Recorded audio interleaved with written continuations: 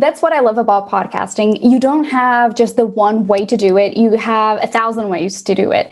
It really depends what your goal is. If your ideal listener is someone who's part of the masses, you want to you're part of a community. There's over 1.9 million podcasts. Most of them never see the results they expected. They want to monetize, but their show ends up costing them money, and they never achieve the listenership they desire. This show will help you launch, grow, monetize, and inspire with your podcast. Get ready to take notes, because here's your host, Adam Adams. And we're back with another episode of the Podcast on Podcasting. I'm your host, Adam, AAA Adams, and I'm thrilled and excited to have Anna Xavier. How are you, Anna? I am good, thank you. Thank you so much for having me. How are you?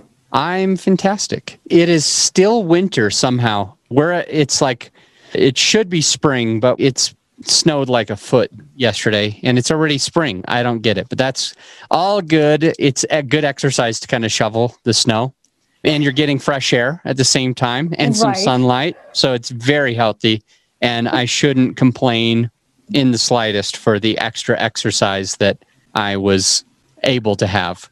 So other than that, I'm doing fantastic. Thank you for asking. Anna is the founder of the podcast space, where they help entrepreneurs figure out the strategy and how to have a podcast that fits their business strategy. They do a lot of the editing, the show notes, and they do consulting to help you just be able to hone in your message and be a better host. And they take off some of the hard parts for you so that you can kind of stay in your lane and focus on that. Today on this episode, we were going to talk a little bit about kind of the basics about what you need in order to have a podcast. And one of the biggest ones that I'm thrilled and excited to be able to jump into is something we haven't really talked about on the show yet. And that is building your tribe, understanding how to create your ideal listener profile. So that's what we'll be talking about with Anna. Anna, what did I miss on your bio that you think is important as we talk about being able to kind of hone in your message for your ideal listener? Well, I think you did a great job introducing me. The things that I would probably just add is that I've been working in broadcasting, both internet and live radio, for now 10 years, in digital marketing. So that really helped me understand a little bit about what are really people missing? What are people kind of the major pitfalls? And one of the things that I love doing is working with business owners who are really passionate about and kind of improving their communities somehow. So you don't need to be creating educational content, but you need to be helping the people within your community. And so something that I realized is that primarily we work with women. In the beginning, I didn't intend it to, but it just happened. So I realized that women were really fierce, really determined to do a podcast, but then they were getting really stuck on the technical side, which is totally understandable. I mean, it can be paralyzing sometimes if you don't know what you're doing, and it's kind of like getting over that hump.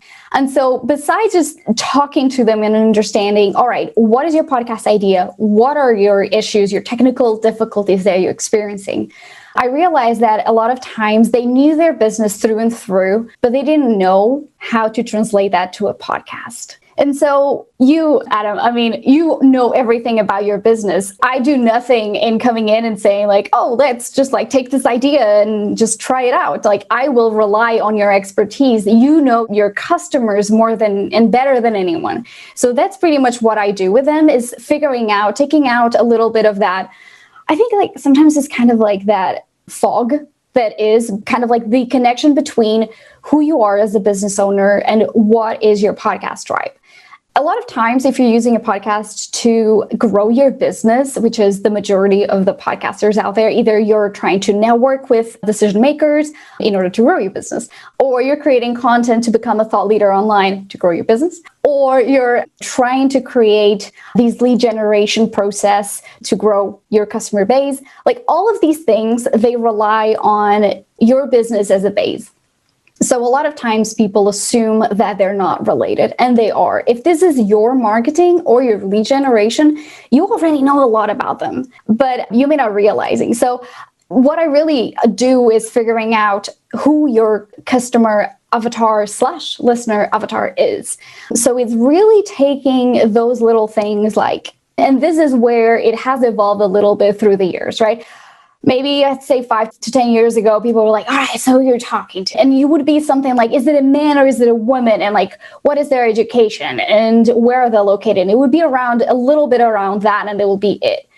But what I do is help them figure out exactly who are your clients in the sense of where do they shop? Like, do they have additional income, disposable income or not? Because you're going to really have a different podcast approach or offer approach depending on that, right? If they're kind of like thrifty or if they have heaps of money to spend. If they are kind of tech savvy, that's the one thing that I see a lot of people not think about. If you are talking to an audience that is incredibly tech savvy, you can go and do the gamut, right? You can really like tell them to go to the website and like follow up the prompts and take the quiz. But if your audience may be a little bit more tech timid, you're really going to be something like, hey, you know, if I know that they hang out on Facebook, I'm just going to say, hey, visit our Facebook page, and you pin wherever action CTA you want them to do, the call to action that you want them to do. So a little bit of figuring out that if your audience is really knowledgeable about the topic they are addressing, I mean, you can go everywhere. But if you're introducing them to your world, the way you're structuring your content really needs to be baby steps, not overwhelming the listener. All of that really needs to be taken in consideration, particularly when you are choosing your guests. So all of that matters. I would even say, what are their age brackets? Where do they listen to podcasts? And this is something that you can use your audience to get access to. So you could really ask the questions. A lot of people just kind of like wonder. I'm like, you have your social media. You have already a presence. If you have your business set up already, you have these kind of like open communication with them already. So just use that. Let's not reinvent the wheel. Let's just ask them. Like, do an Instagram Live. If you're not a fan of Instagram Live, throw a poll on your stories. Like all of these things. Go on LinkedIn, ask a question. So engage with them and ask them, what are they looking for? And it's also understanding that as a starting point, your podcast needs to have kind of content pillars that will create some consistency with your ideal listener and your customer. And, you know, what are the things that they ask you all the time? It's very daunting to create a podcast if it's week on week, but think about it on plan it first. Just kind of like I love the word brain dump. So just go on an Excel spreadsheet, get your sticky notes out there, just like all the questions you get all the time. Like that really will help you understand. This is a very long-winded answer to your question. Is that what you were hoping to get? Anna, one of the things that you mentioned was how you create your ideal like client avatar or listener avatar. What does that mean? Like, you mentioned a few different parts of it, but concisely, what is like a listener profile and how do you create one? So it's actually not that complicated. I think that people tend to overcomplicate it. So you really need to understand, look, who is your ideal client, right? If you've been doing the business for a while, you will know their age. Do they have disposable income? How techy are they? Where are they located? Can you expect for them to do kind of all of those purchases online? Are they more like physical stores? Who are they kind of within their community? Are they decision makers or are they followers? There will be a difference between the content they will be able to consume and say, I get it, or I need more development on that. So it's really understanding exactly creating a persona that you can look at and be like, I totally know who this person is. And it may be your ideal client. So when you're doing it, do you give that person a name? Like sometimes it sounds like you're going as far as how many kids they might have, what kind of job they have, how much disposable income they have, where they shop. You mentioned Facebook. If they're going to be there already, then you can kind of stay in front of them there. Do you name your avatar? I would say that for my clients, I would say that it's best if you kind of name them in the sense you don't need to talk to them, but it really helps because when you're creating content, you should address one singular person instead of saying, guys, it should be, I know you need something. So if you're talking to someone, it really helps if you think about Cindy, the lady who came in, if you have a plant shop and she came in every single weekend and you know already everything about her. It's way easier than just creating this ghost that you're talking to. What other basics are there that you think that a podcaster really needs to get right in the beginning? I think it's important to understand who's listening and try to build that tribe. And I want to get into more about the tribe in a minute. But what other basics do you think like a lot of podcasters are missing, if I could ask that question? Okay. I would say people forget who are they in terms of like, what are their professions? Do they drive or do they work from home? Are they kind of stay-home people or are they people that work a lot? So that will impact publishing times, expectations on consumption. So for instance, if you launch a podcast with maybe a mom of 3, that's your ideal listener, she may really need more time at the end of the day when she's cooking. Maybe don't launch in the morning. Don't launch your podcast in the morning. She may be multitasking. She may be in the kitchen preparing the food while she's listening to you. So I think that is a really important kind of concept to get from the get-go, as well as time. Don't make a show that is 3 hours long if that's your ideal customer. Yeah, that makes so much sense. And a lot of people come to me and they'll just ask me like, hey, how long does a podcast need to be? What time do I need to post? My answer generally for the length of the podcast is it depends on your listener. It could be 3 hours or 2 hours, and it could be 5 minutes or 6 minutes. It could be the typical 25 to 35 minutes as well. And you'll get value, but the main consideration is, just as you said, think about your ideal avatar. And that's a piece that I agree that a lot of people miss it. Then the length of their episodes end up not really serving that person very well. Yeah, like, do I like talking a lot? I want to talk a lot, but will people listen to it? No. Yeah, got it. Yeah, I love it. And I had another question on the tip of my tongue. I've neglected it, but maybe we'll come right back to it. As far as like building a tribe, what does that really mean? Like, should we have a tribe? Should we call out our tribe? What are the considerations on naming a tribe if we need a name? What does it really mean to have a tribe? All right, that's a lot to unpack, but I like your question. The 7-part question. And I think it really depends on what kind of podcast you have. I have one of my clients, she has an offline tribe that is incredible. So I'll just stay there. They can be online and offline, right? It depends, again, are they techie? Are they not techie? Going as like naming them, I will say maybe not for the beginning. See how that evolves. I think that having a tribe is very important because you're creating value to your audience and you need to be listening. And a lot of people post their promos on social media. Let's take Instagram, for instance.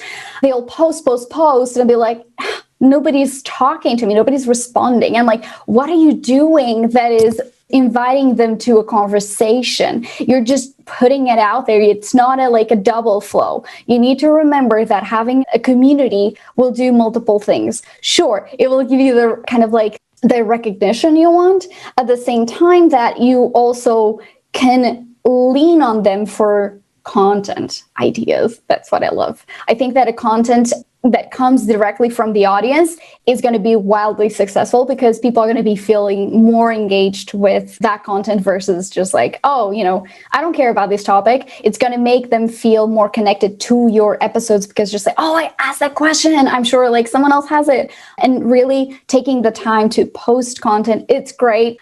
Podcast doesn't exist in a void. You need to always have those like extra promotion on other platforms like websites, social media, all the things, newsletters.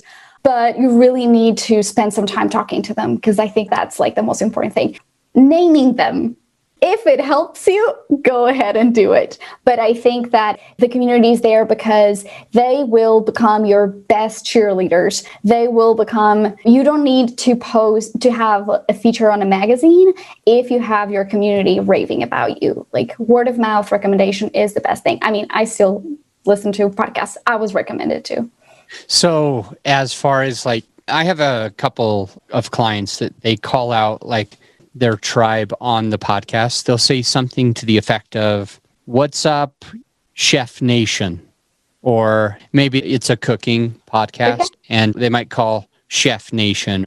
Or one person might have podcast about mothers and motherhood and going through some of those struggles. So they might call it Mommy Nation. Or I'm trying to think of other ideas for calling out your tribe. There's so many, and I can't pinpoint there's like them. tons of words. Yeah, exactly. So a lot of them, they're like Podcast Nation or Investor Nation or what's going on XYZ tribe. People who focus on this.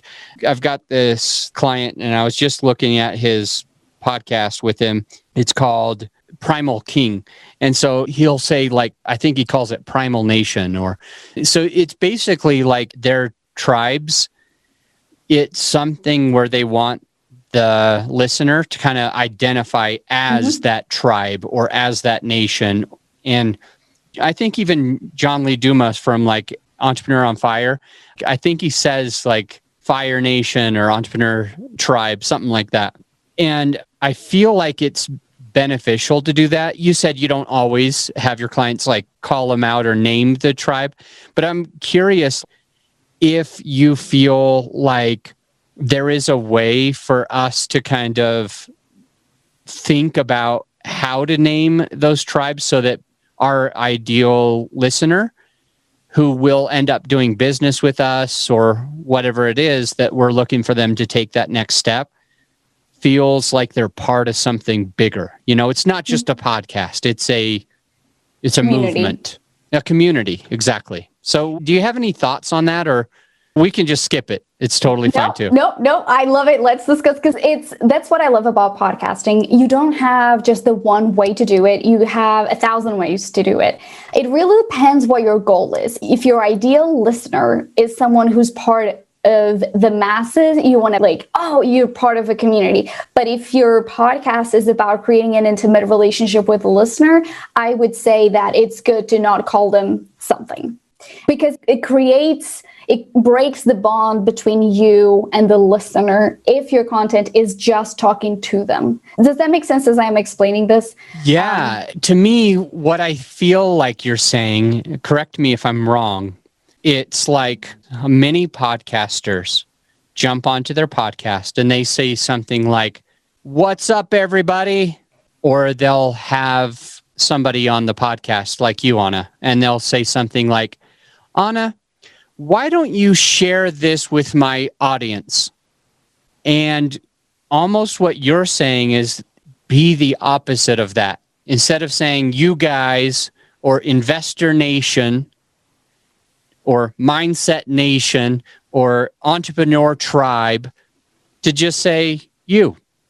Because you're really just talking to one person that has their earbuds in. They are either cooking or cleaning or eating or driving or exercising or going on a walk, and they're doing something by themselves. They're multitasking. They're most likely not having a party of like, I don't want to offend you who's listening to this and you're about to start your own podcast, but most likely you're not having a giant group of people coming together and listening to your podcast together. You should be honored if you do, and more power to you. And I want to have you on my show, and so you can talk a little bit about it. But for most of us, we're speaking to one person. And I think Anna's saying that when we know who we're talking to, speaking with and having that dialogue with, and we can use words like you, how can I help you get to this next level? Will you give me a call and we can talk about this? And things like that. It allows that person to feel like they have a one-on-one relationship with you because you're speaking in their earbuds, and they don't have to think about the millions or dozens of other people that also listen to your podcast at the same time. They can feel like the message is for them. Is that right?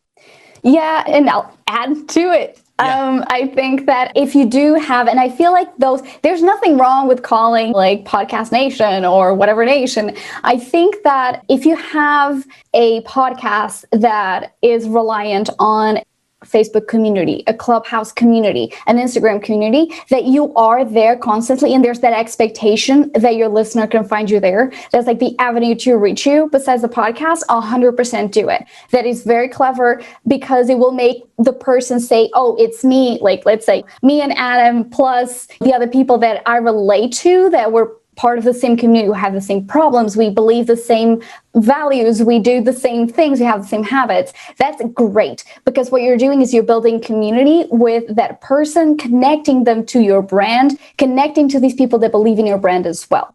But if all you do is launching a podcast, if you're in the beginning stages where you're building your brand, you're building the podcast brand, you're building this community, it will sound a bit weird.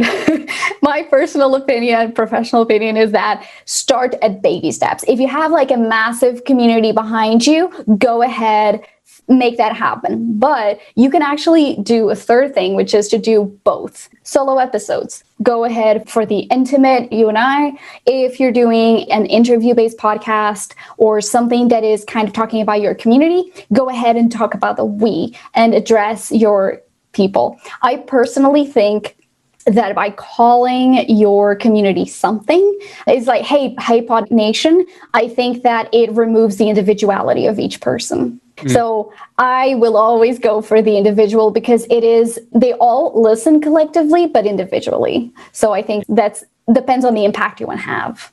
Smart. What about thinking, because I know you've served a few clients, you've been in radio as well. For like 10 years, you've known about podcasting, you've helped podcasters, you've supported this, you've been in radio. And I think TV as well. Is that right? TV too? Yeah, I did a quick stint on TV and digital broadcasting. So Got it. All right. What I'm wondering though is through all of this experience, what are a few things that you know that those of us who are starting a podcast, like I really want to talk in terms of equipment, like microphones and things like that.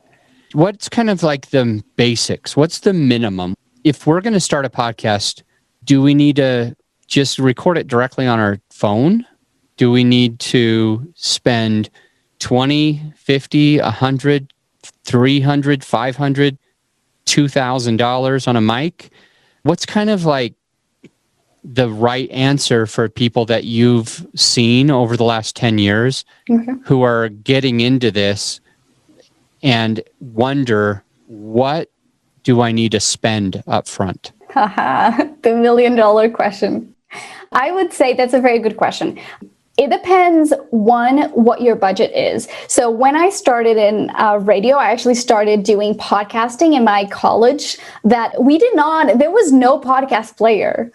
You had to go to a website and you had to do everything manually, an RSS feed that would be hosted somewhere. So like the complications, it was incredibly complex in the beginning. And something that I am appreciative right now is the democracy of podcasting. Anyone can do a podcast. You have a phone, you can do a podcast. I believe, and this may shock some people, I just think that you got to get your basics right. And I even created a podcast article on that website where I really explain small budget podcast microphones, because if you're just starting out, if you're a business owner, again, I'm talking about who I serve as my client, right? You're a small business owner, you want to use your podcast on how to really create a product that sounds good. I'll say sound quality is paramount. But I was just talking to Adam earlier. I did not have my setup correct, so I could only use these ones. And these will save your life because these are from an iPhone, and these earbuds that I have, an external combo of headset and microphone, totally great, because they actually are built in to remove background noise. So if you're watching us on video, Adam has the super nice mic arm. He has, is it directional or omnidirectional, your microphone? I don't know the right answer. It's not omnidirectional. Okay, but so it's not really directional either. It's a Shure MV7. Okay. So there's a lot of like what are they called? This is a dynamic mic, and there's some condenser mics that are directional as well, or you can change the setting. I don't know if this one is in that family. Yes. So I think what I was just trying to get in, I got a little bit sidetracked, is depends what your budget is, but at the same time, realistically, do not buy a 3,000 microphone that I had in the radio stations where I worked if you do not have soundproofing to go with it. Because trust me, your neighbor is going to start mowing the lawn, your neighbors on the other side is going to drop something and their microphone is going to pick it up. So if you do not have a budget to soundproof your whole room or anything like that, go for the basics. My recommendation is always the Blue Yeti. The reason for that is a very versatile microphone. People say the Yeti sucks. I disagree.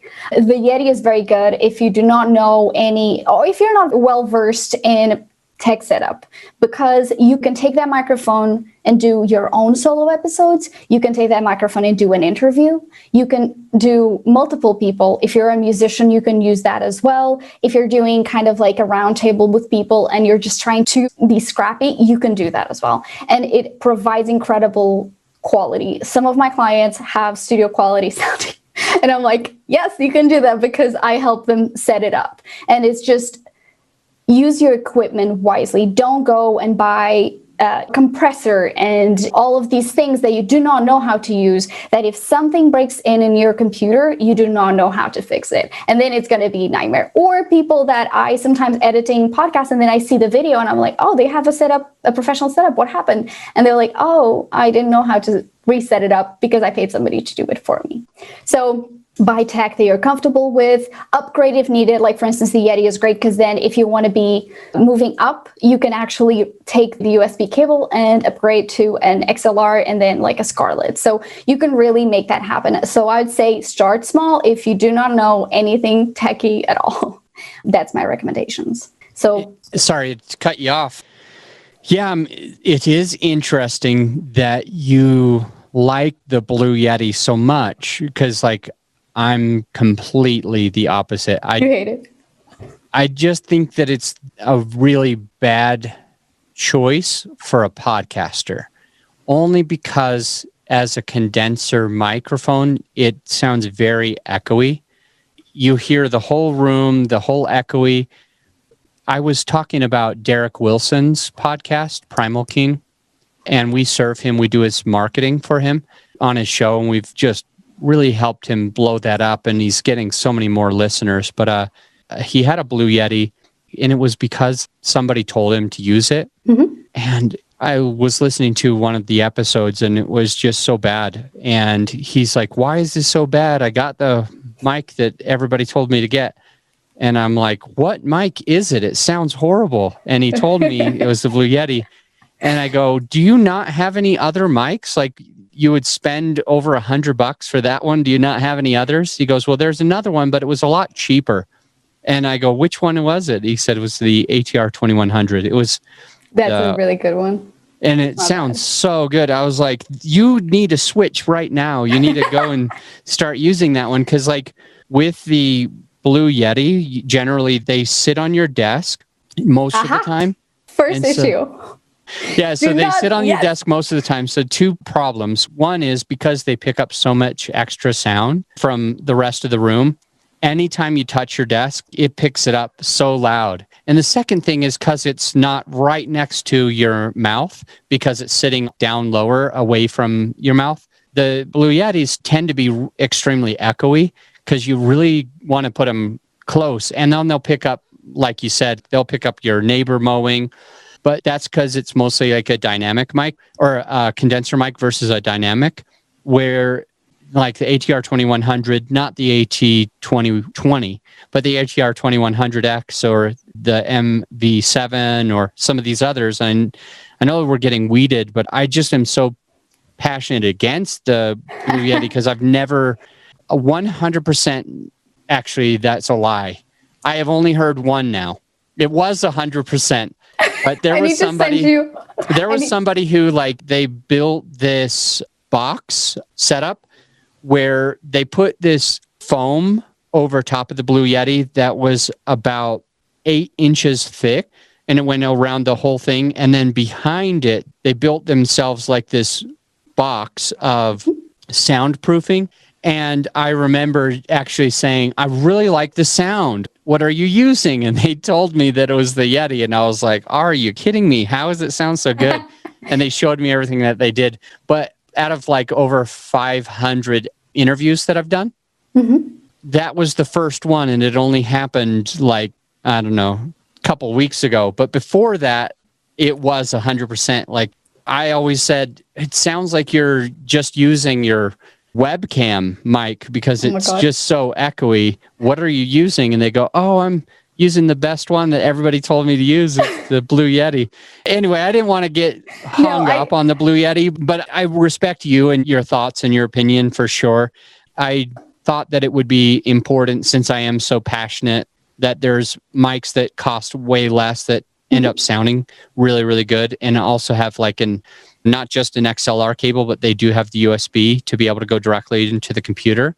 I just wanted to mention that to our listener who's going to be podcasting, that there definitely is still two sides to that coin there. Yes. So. Can I just like shove in like three tips of advice? Okay. 3 tips. So, all right. So I've worked in live streaming, and I was doing like setting up the live stream, setting up the microphone, setting up the lights, all the things. And so the one thing that I do see people doing, and that is one of the things that I do help people with, is getting their mic up set up correctly. And that is the one mistake. I'd say 99% out of times it's human error. It's not equipment error. People will see photos online of the Yeti and it is pointing at their mouth. They will put it like tilting. They will put it in all the possible ways. They do not go and read the user's manual. Also, set up your equipment to yourself. If you're watching this right now, 4 fingers away from your mouth level, not down. Do not strain your vocal cords by looking down. And you do need to buy a little foam, but just like your microphone, it needs it. So I would say if you are struggling, the Yeti also has 4 modes. It is the heart mode. Heart, that's the one that you should use to record your podcast. So those are the basic things that I have had consulting sessions with people within the 5 minutes.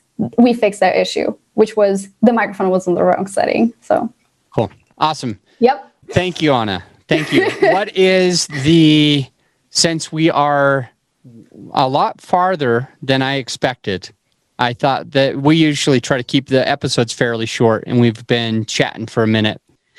I want you to just let the listener know how they can find you and get a hold of you. So you mentioned that there was something on your website, and it was like a giveaway or some information that would be beneficial to us. So just share with us how we can find you and get a hold of you, and that's where we'll end today's episode.